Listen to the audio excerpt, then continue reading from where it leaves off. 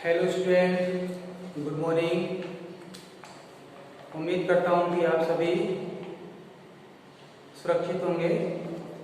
तो स्टूडेंट, आज हम यहाँ पर कक्षा 8 हिंदी मीडियम विषय सामाजिक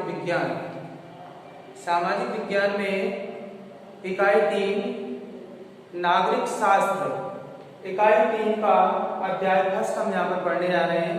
तो स्टूडेंट, इस अध्याय में आपको संविधान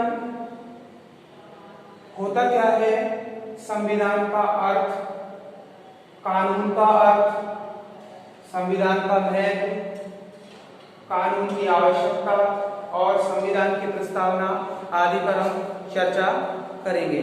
तो स्टूडेंट, संगठित सामाजिक जीवन के लिए हमें कुछ नियमों तथा नियंत्रणों की आवश्यकता होती है। खेल खेलते समय, घूमते समय या सड़क पर वाहन चलाते समय भी हमें कुछ नियमों का पालन करना आवश्यक होता है।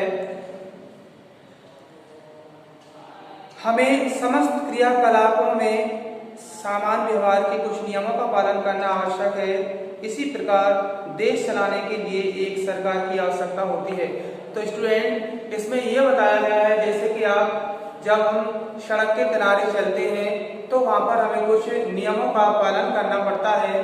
इसी प्रकार सरकार चलाने के लिए भी कुछ नियमों का पालन आवश्यक होता है।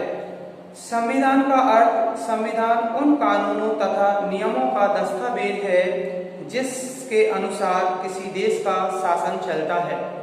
यह संविधान सरकार के संगठन तथा कार्यों को निश्चित करता है। भारत का संविधान हमारे राष्ट्रीय उद्देश्यों तथा लोकतंत्र, समाजवाद, स्वतंत्रता, धर्मनिरपेक्षता, समानता और बंधुत्व आदि का उल्लेख करता है। यह सरकार के 3 अंगों की शक्तियों तथा कार्यों को भी सुनिश्चित करता है। यह नागरिकों के अधिकारों एवं कर्तव्यों की व्याख्या करता है तथा राज्य एवं नागरिकों के बीच संबंधों को भी नियमित करता है। यह सरकार को नियंत्रित करने तथा नागरिकों के अधिकारों की रक्षा करने का दोहरा कार्य करता है। संविधान का सम्मान करना हमारा परम कर्तव्य है। तो स्टूडेंट, यहाँ संविधान के बारे में आपको समझाया जा रहा है कि संविधान होता क्या है। संविधान में सभी को समानता का अधिकार है और संविधान में जितने भी उल्लेख किए गए हैं सभी को उनका भली भांति पालन करना आवश्यक है।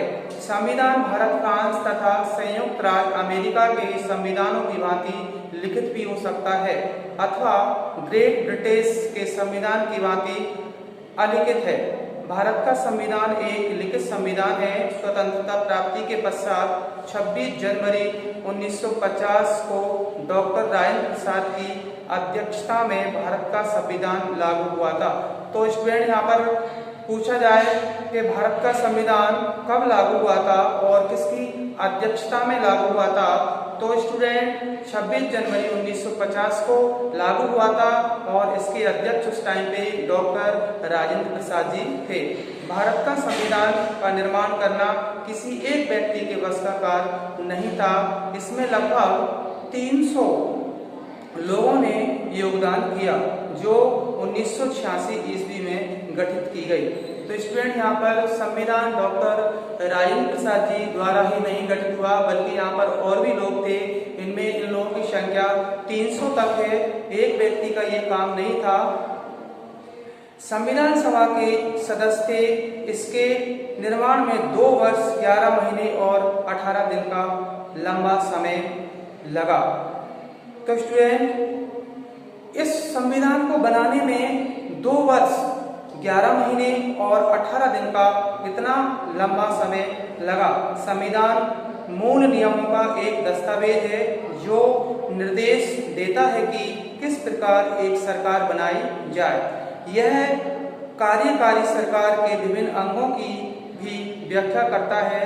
इस प्रकार संविधान एक अत्यंत संबद्ध दस्तावेज है जो देश की सरकार के कार्यों में हमें विज्ञ कराता है।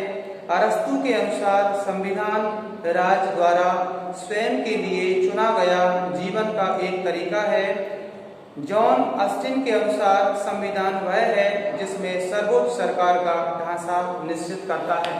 तो स्टूडेंट यहाँ पर संविधान के बारे में बहुत गहराई से बताया गया है।